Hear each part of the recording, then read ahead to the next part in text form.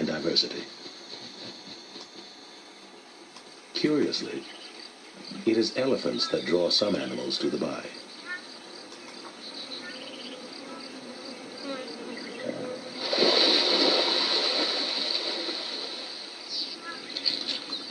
These Red River hogs root after panda nuts, buried in elephant dung and mud. Normally, the pigs prefer the cover of the forest, but the tasty prospect of protein-rich kernels draws them out.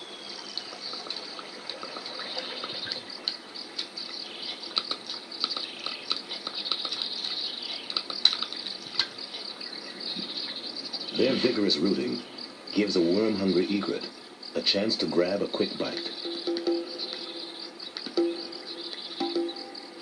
The egrets are attracted by the commotion of insects, stirred up by elephants and pigs. They hunt butterflies using a hypnotic, wobble-necked dance. The movement helps draw a bead on their target.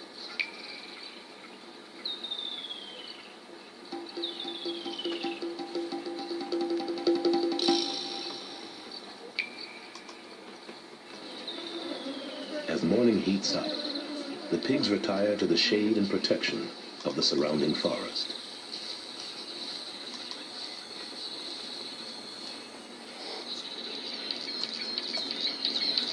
Ignoring the heat, elephants continue to mingle in the middle of the Bai.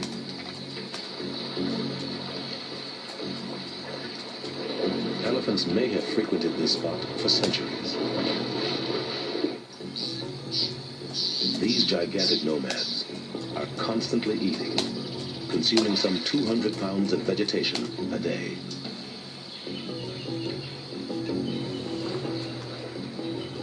Their huge intake means they're always processing food.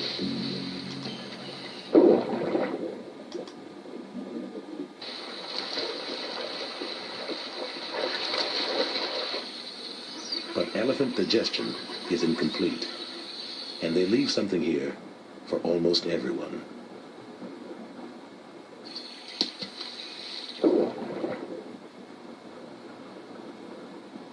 In the water, the dung releases fragments of vegetation eagerly snapped up by hungry fish.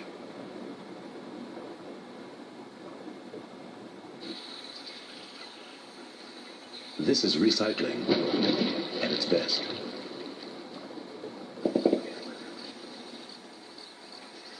A gorilla's chest beat heralds the elephant's departure.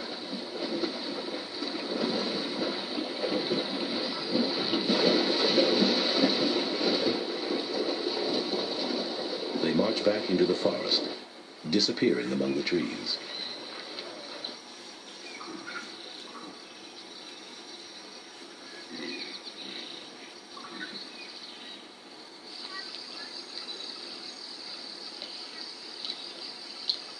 Sitatunga, permanent residents of the Bai, head straight for the vacated pools.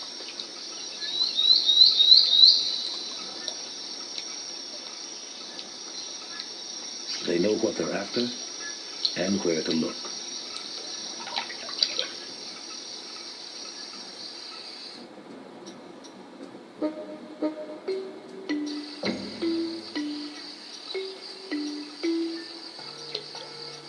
They search the elephant's dung for seeds, as though bobbing for apples.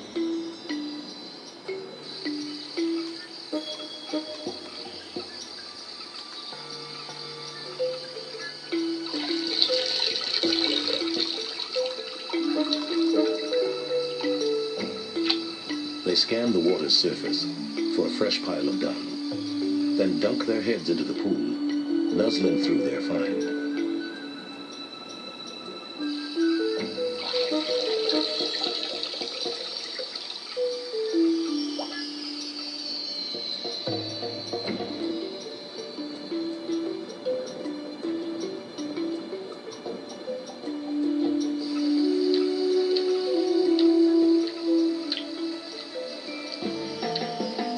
Like a ripple in a pond, the nutrition cycle expands. As the Sitatunga hunt for seeds, insects trail them close to the water.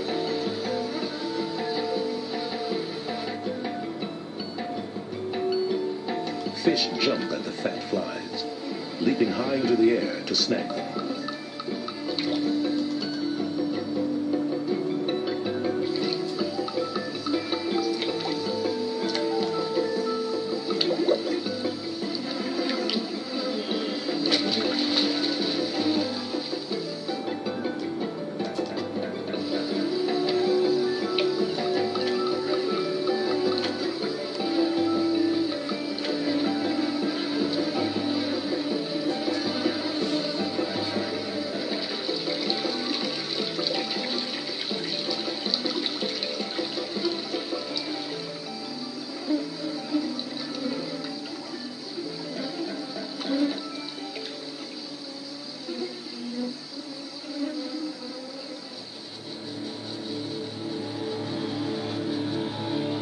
At midday, a flock of green pigeons swarm in. They eat, unaware that predatory eyes are watching. A hungry fish eagle swoops down on them. It usually fishes rivers and streams, not skies. Technique gives way to tenacity as the raptor tries to nab an airborne meal.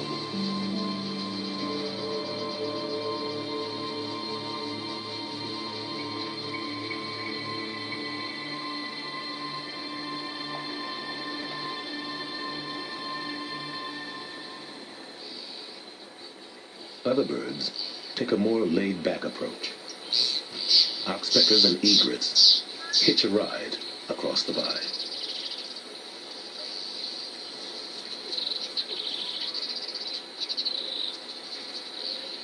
Their transportation comes stocked with a buffet of ticks, flies, and flecks of dry skin.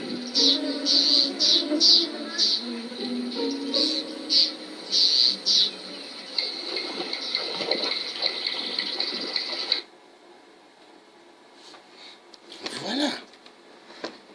Donc vous avez vu, le bassin du Congo, c'est magnifique. Et nous continuons encore. Bassin du Congo. Their four-legged conveyances provide a perch where they can take a drink.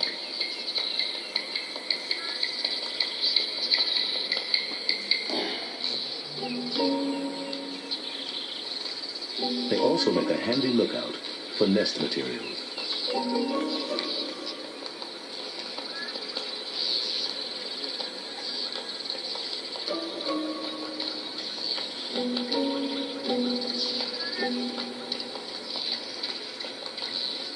The buffalo get something in exchange for their service.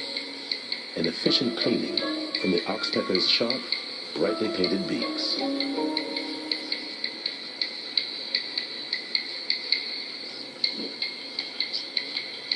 It's an odd marriage that works.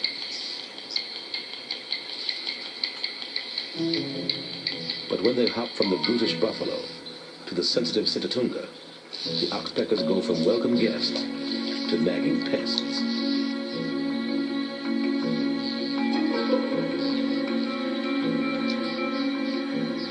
The antelope are driven nearly crazy by the bird's relentless attack.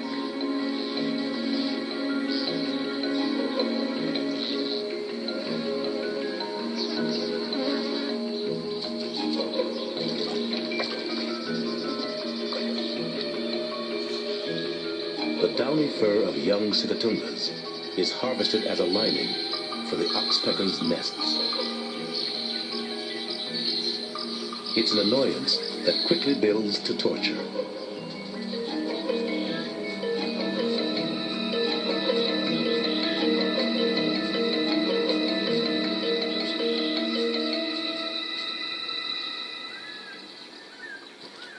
While the Sitatunga occupy themselves at the pools, another group of gorillas enters the bay.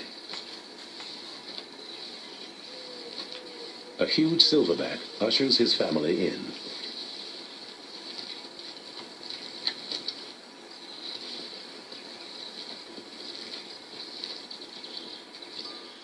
This youngster boldly strolls alone until frightened by its own reflection.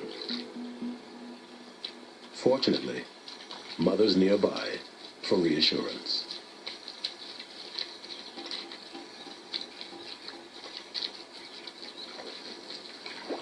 The family settles down to dine on the Bai's open market of gourmet greens.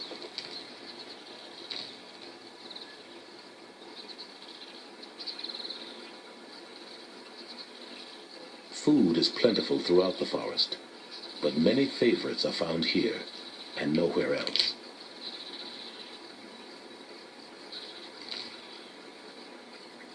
While silverbacks are the leaders of family groups, females have a hierarchy of their own. Living together is not always easy.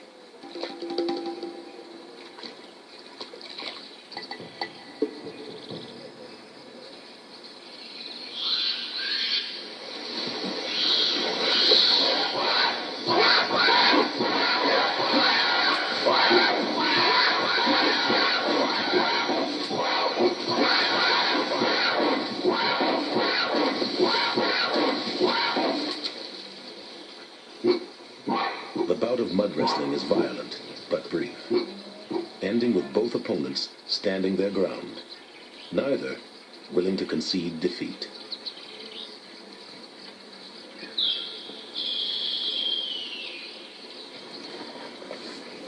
It's quiet again, but the mood has been broken.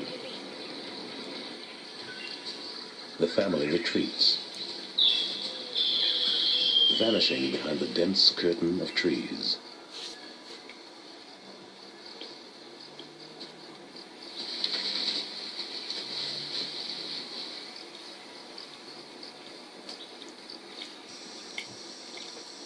The elusive gorillas are most comfortable here.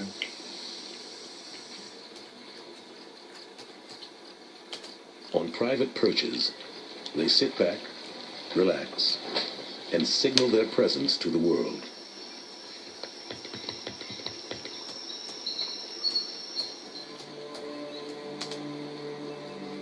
They may climb down to dine on shoots of fresh marantacea that carpet the forest floor.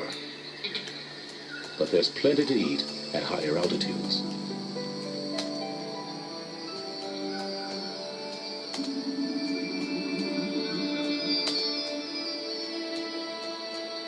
Towering palm trees sprout tender fronds.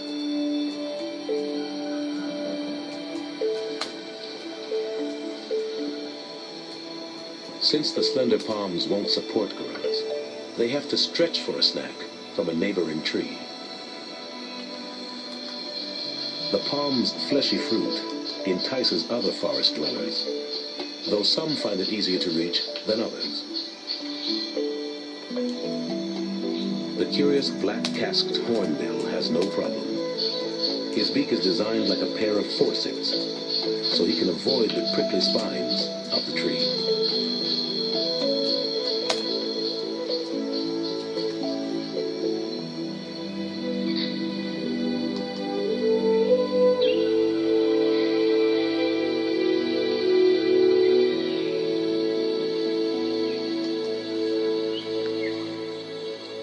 African gray parrots balance like tightrope walkers to get a bite.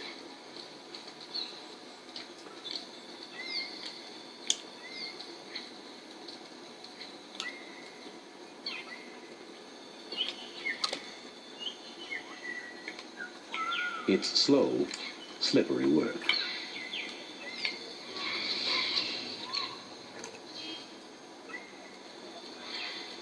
Prize in hand, they gorge on the tempting fruit.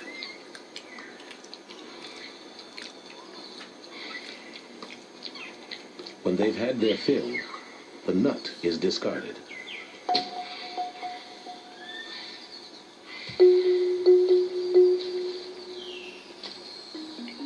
On the ground, palm nuts quickly become the property of foraging army ants.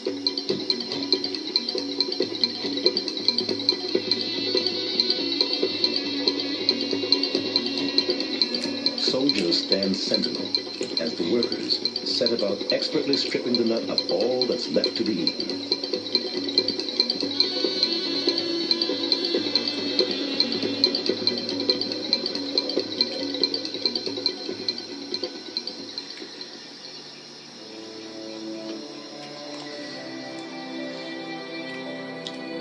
Adrift in the forest's vast ocean of trees, it's a complete mystery why the bais exist where they do. It's also puzzling why some animals travel great distances to reach them, while other species living nearby are content to rarely, if ever, venture in.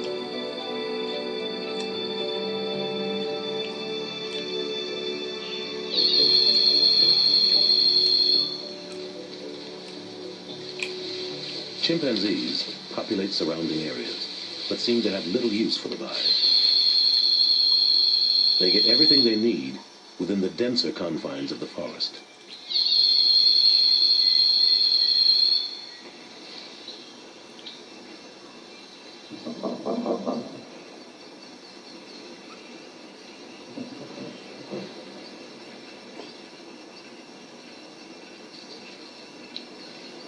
Chimpanzees are especially fond of figs.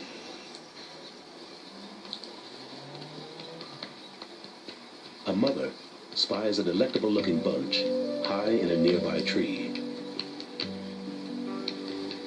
She's old and may tire easily carrying her infant.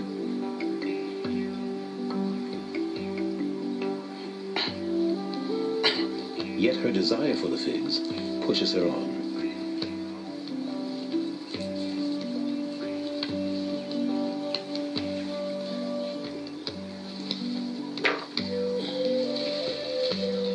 Unfortunately, she's made a mistake. She hoped to reach the figs from a neighboring tree that's easier to climb, but the tree's flimsy upper branches make her plan too dangerous.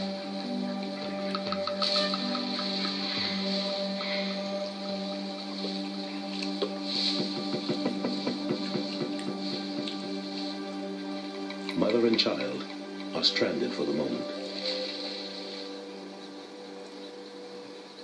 She watches longingly as two males gulp down the luscious feast.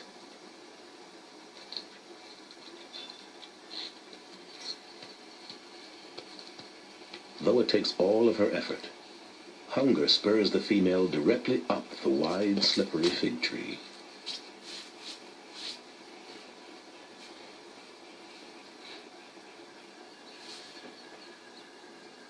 Eager to feed, she puts her baby down.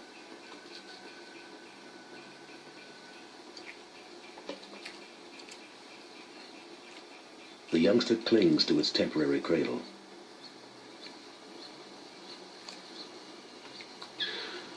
Finally, mother grabs the infant.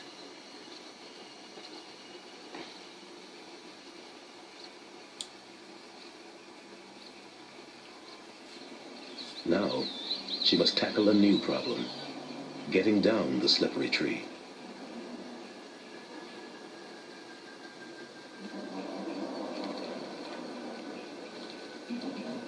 At first, she takes it slow.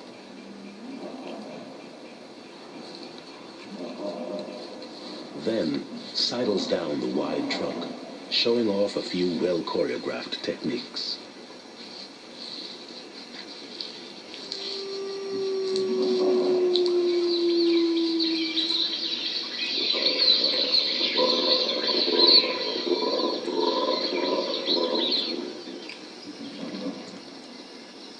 Unlike chimpanzees, the shy colobus do make rare appearances in the bai. In early evening, they congregate in trees on the fringe, at first too timid to enter.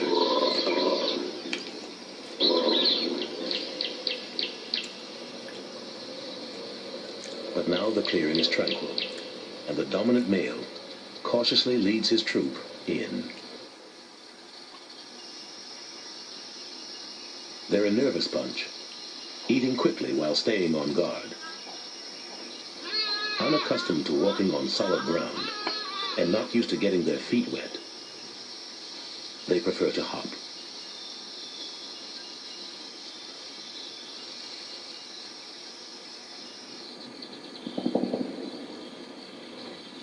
Exposure makes them anxious to every sound and movement.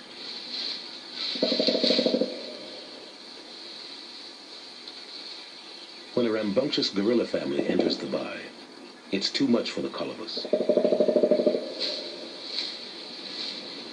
Their fleeting venture is over.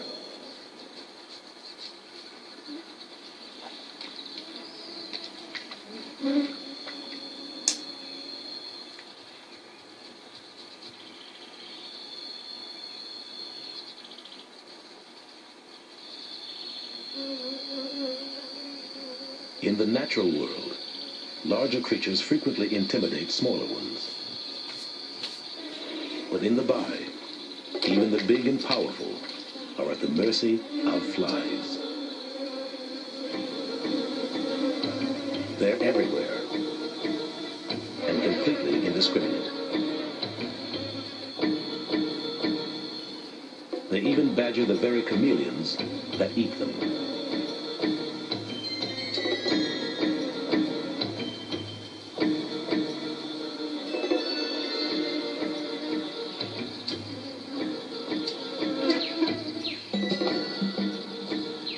Horseflies, tsetse flies, bluebottles, and bots. They come in waves that are all engulfing. Most are powerless in the face of their daunting attack, but it's the price paid for being in the bay. At least the egrets can pick off the buzzing swarm, sometimes performing the task with surgical precision.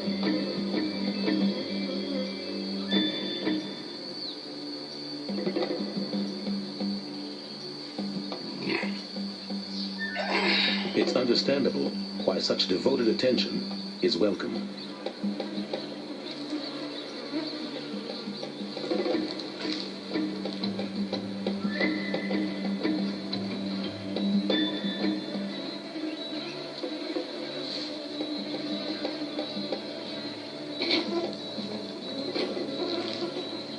The Sitatunga appear particularly hot and bothered, but they cope as best they can.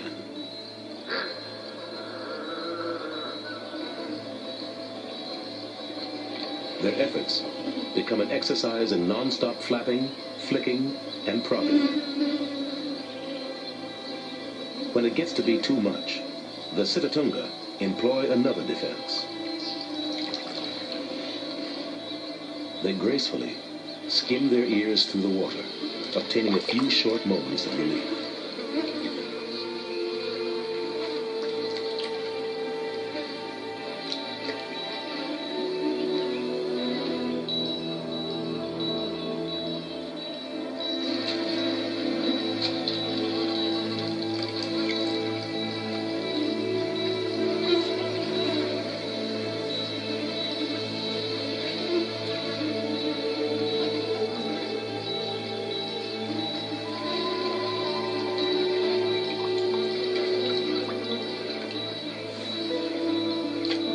Water is the lifeblood of the bay.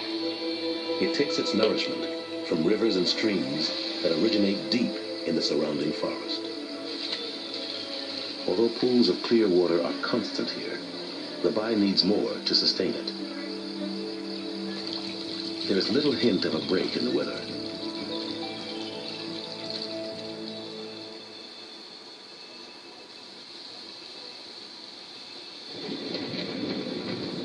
But next morning, the wind stirs, predicting a change.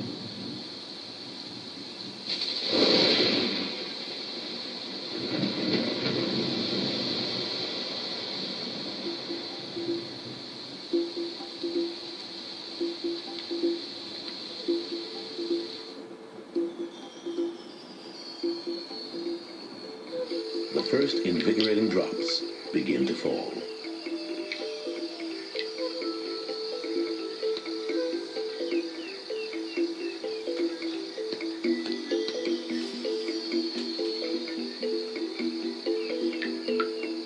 effect is instantly stimulating.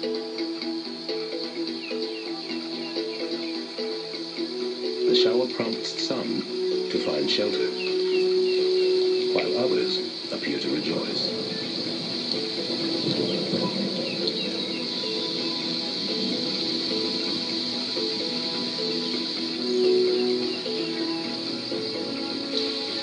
The rain grows heavier.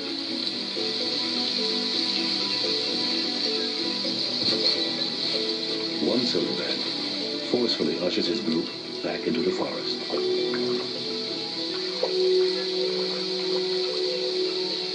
The bay slowly empties as water rushes in.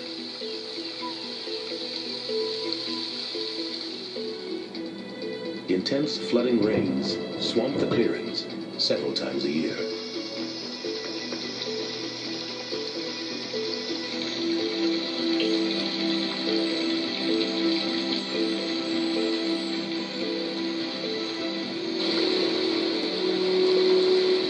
The storm builds, sending torrents of water sweeping along.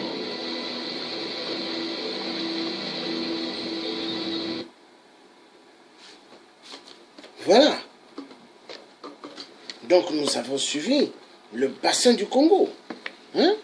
Le bassin du Congo. Notre richesse. On continue encore.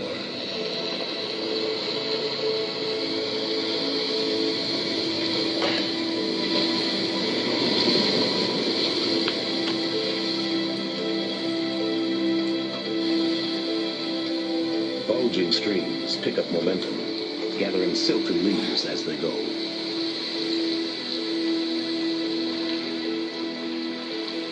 It's all headed toward the bay.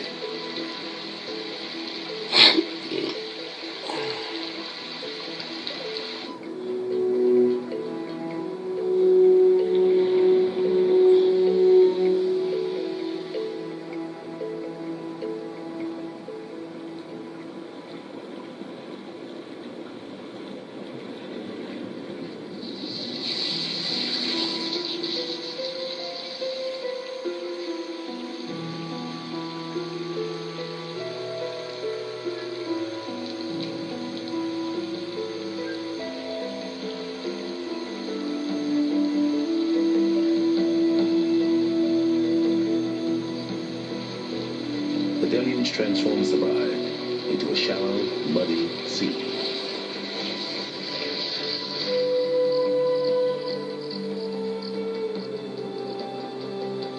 At last, the sky's tantrum slows. A hazy sun peeks through the clouds.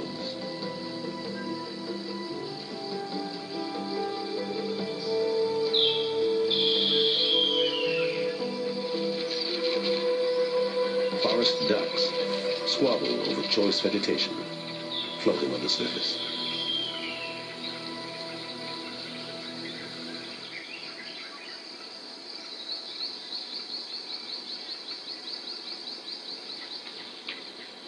The streams are soon clear enough for a bath.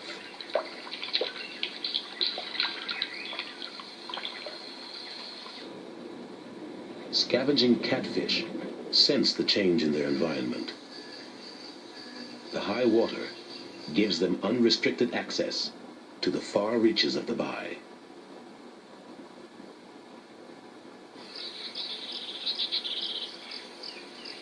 Most land creatures are relegated to the fringes, but not the elephants.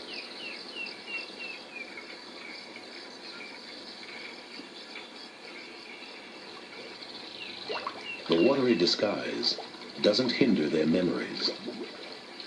With remarkable accuracy, they head to their favorite spots.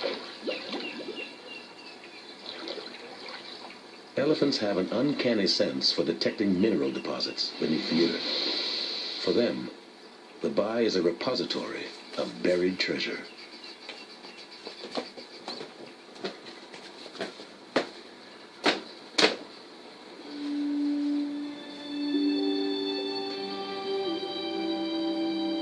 The storm has left its distinctive mark upon the landscape.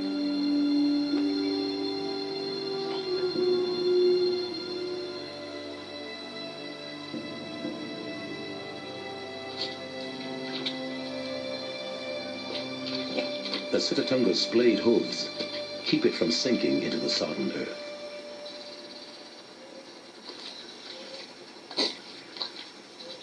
Gorillas lumber through the muck on sheer muscle.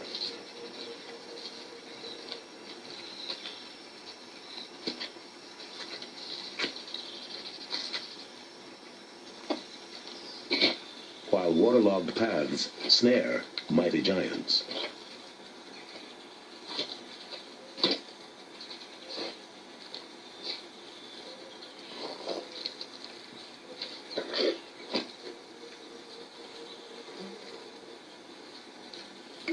Amazingly, the flood is brief.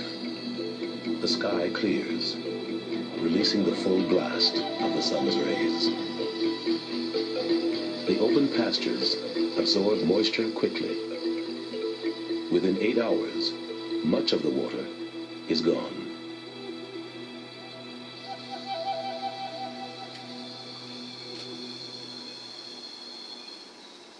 The flash flood has made the bay a humid, sticky place.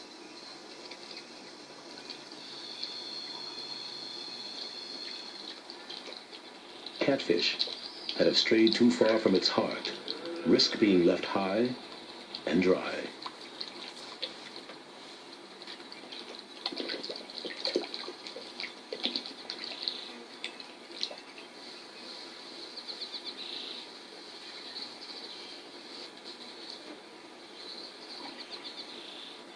One catfish navigates a route by hopscotching puddles left in elephant footprints.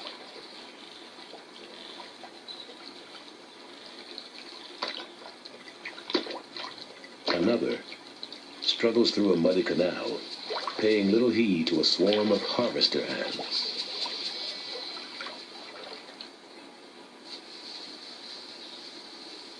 The journey is strenuous, leaving the catfish exhausted. But this isn't the place to stop and rest.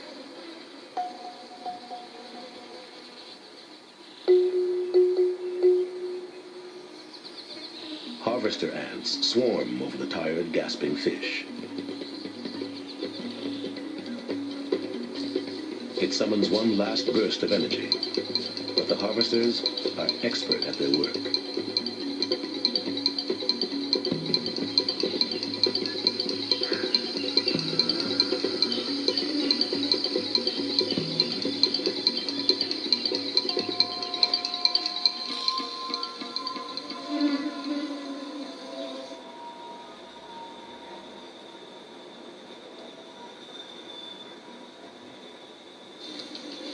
For catfish, the bay has become treacherous.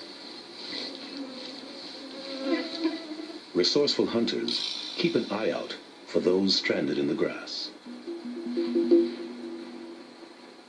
The palm nut vulture gets its name from the fruit it prefers, but it's also an opportunistic scavenger.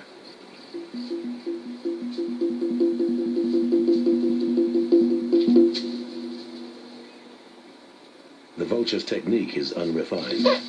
It struggles to pin down an easy target.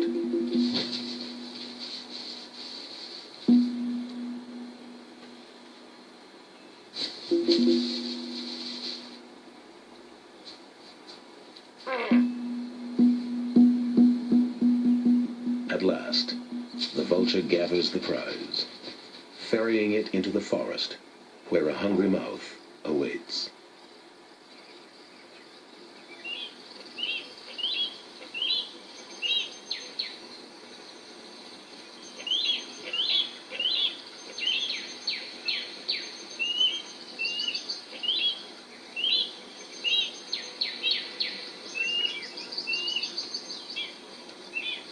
The vulture's nearly full-fledged chick enjoys one of its last parental handouts.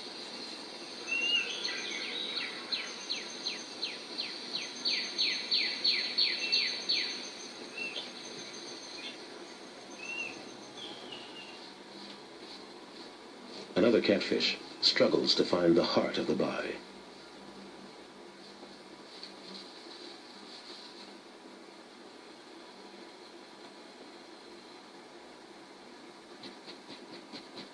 As the palm-nut vulture heads off, the catfish at last reaches deeper water.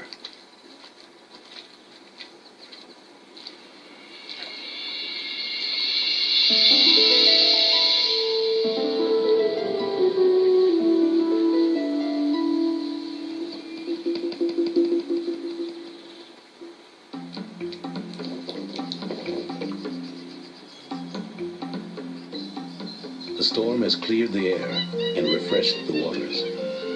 The bai has drawn breath after constant giving.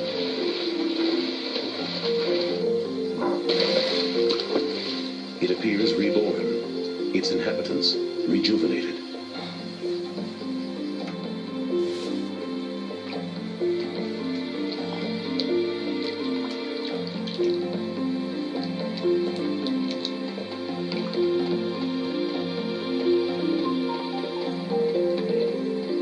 Free of the flies that once bothered them, young males spar. Two youngsters revel in the newfound freshness. Once again, this place is busy.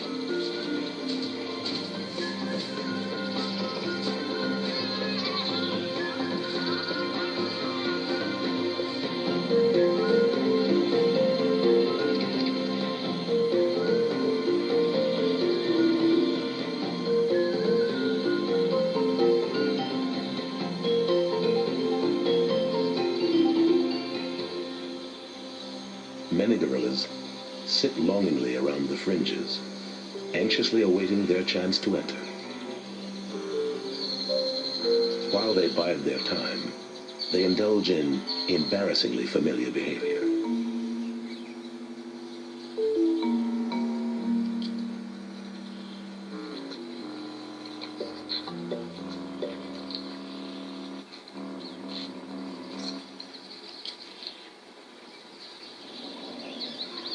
Some families were last seen here several months ago. We can't be certain, but it seems they traveled great distances to reach this clearing.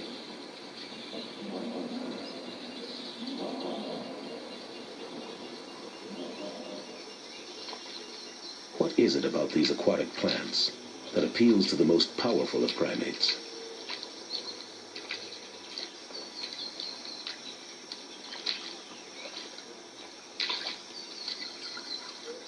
What is it about this place that keeps even youngsters more interested in eating than playing? The answers surely lie in the irresistible vegetation that the bai provides.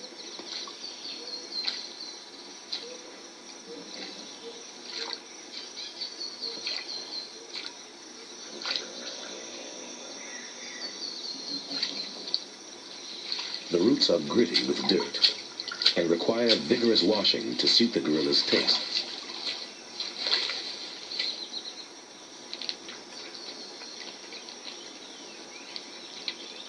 Often, washing doesn't seem to be enough. Sometimes, the gorillas rub this delicacy along their fur.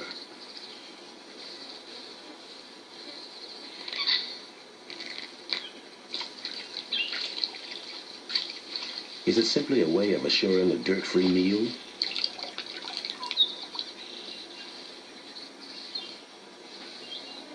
Or does it mop up the salty sweat, adding a savory taste? Perhaps it keeps the bugs away. Why they do this is still unknown.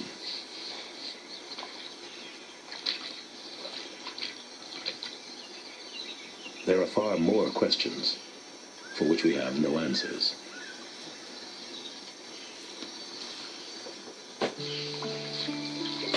We know so little about these bais and the animals that succumb to their seductive lure. Even when their gestures seem so familiar.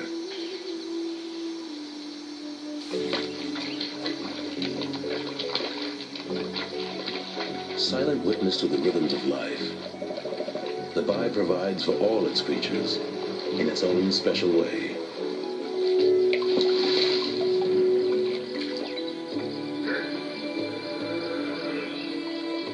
Some believe that elephants played a pivotal role in the creation of the bais.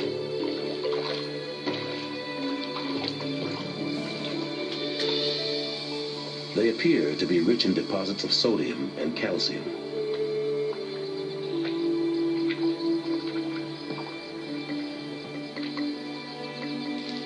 Over time, creatures seeking these deposits helped keep these clearings open.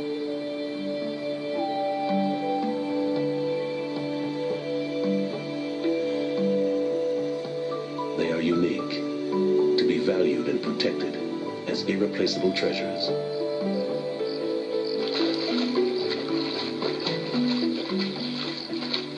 These bais allow nature to spin its tail before our eyes.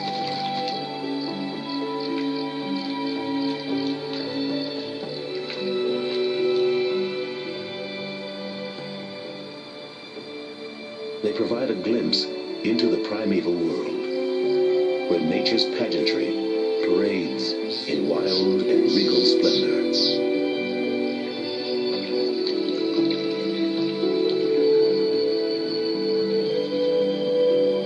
Though it's hard to predict the future of the bais, there's a need to ensure that these islands in the forest go on forever.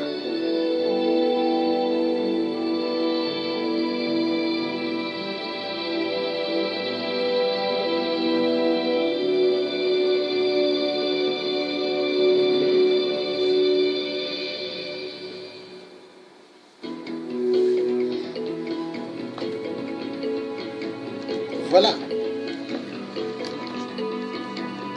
Nous avons suivi le bassin du Congo. Hein? Le bassin du Congo. Oui. Donc, nous avons un problème dans le bassin du Congo. C'est que ce sont les multinationales, des grands spécialistes dans le vol. Ils savent bien voler. Ils savent bien tuer. Oui. Mais à partir d'aujourd'hui, les peuples africains vont s'occuper des Chinois, vont s'occuper de tous les voleurs dans nos terres en Afrique. Le peuple africain doit défendre leurs terres. Le peuple noir doit commencer maintenant à corriger tous ceux qui viennent voler nos richesses. Parce que nous, on ne va pas en Chine pour voler. Hein? Les Gabonais ne vont pas aux States pour voler.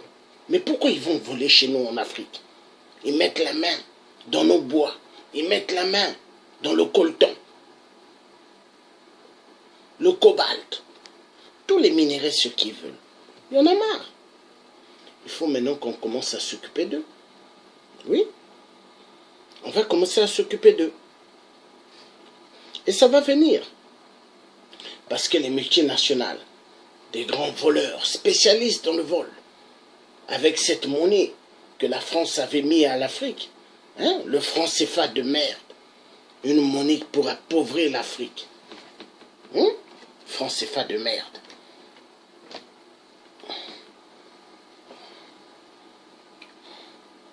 Donc nous avons suivi la déforestation. Mais non.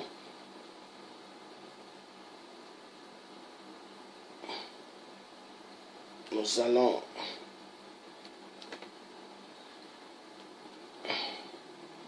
Attendez.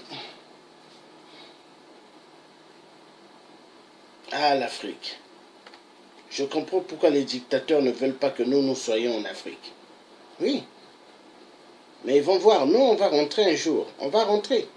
On va terminer avec eux. Hein. C'est son foiré de merde. Voilà le bassin du Congo. Bassin du Congo.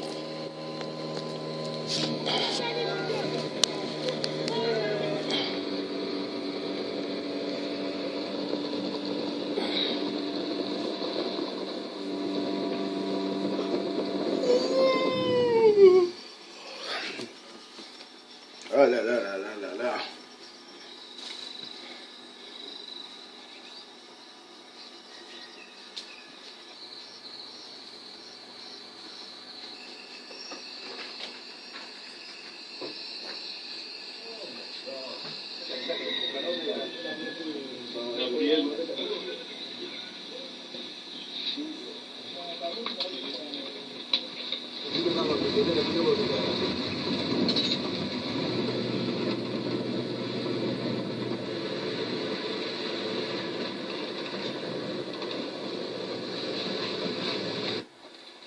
look up ahead, the other on the right. Great shot. This is like a movie. Isn't it beautiful?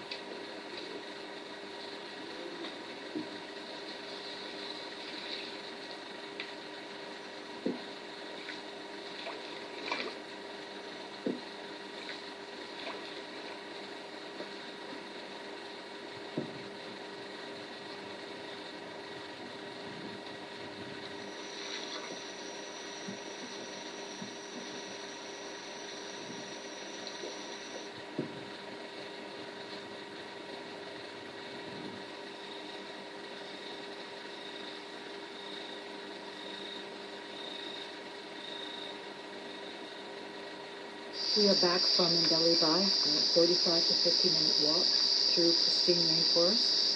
Our rooms are elevated. We're sitting up amongst the trees.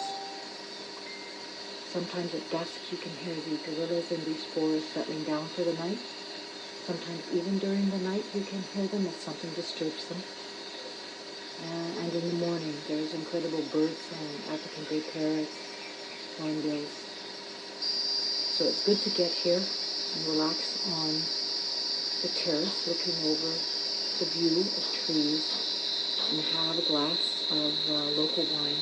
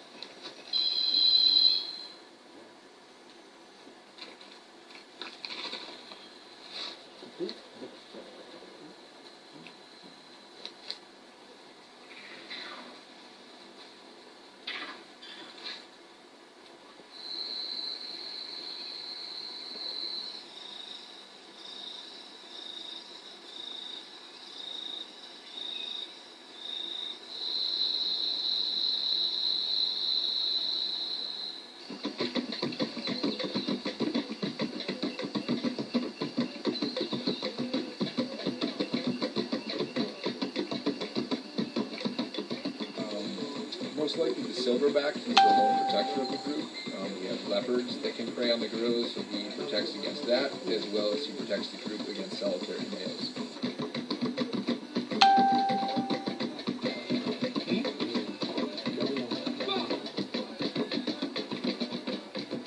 Now this is my tent. This is actually where I'm staying at Wandika Camp. and the gorilla is eating right here. It's the blackback. It's Buka's blackback. That's exciting to have them so close to camp.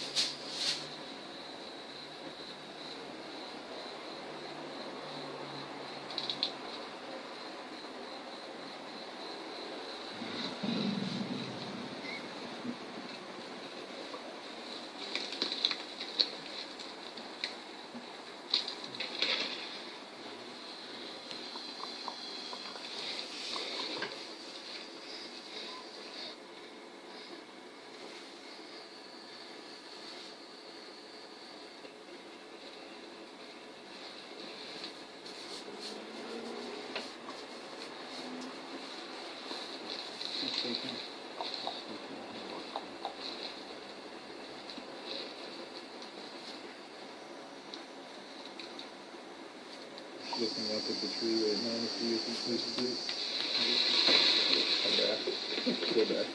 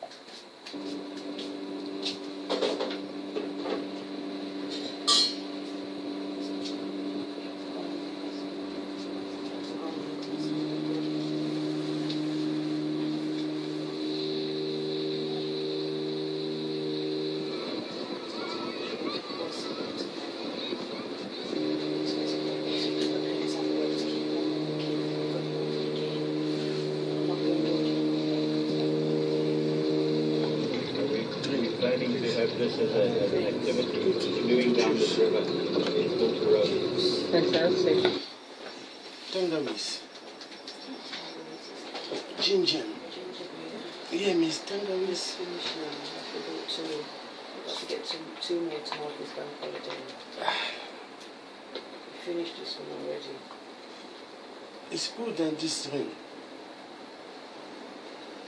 Don't have any more of it because you're finishing it now. Save this for Josh. Okay. if you want it. You will want it, won't you? You will take.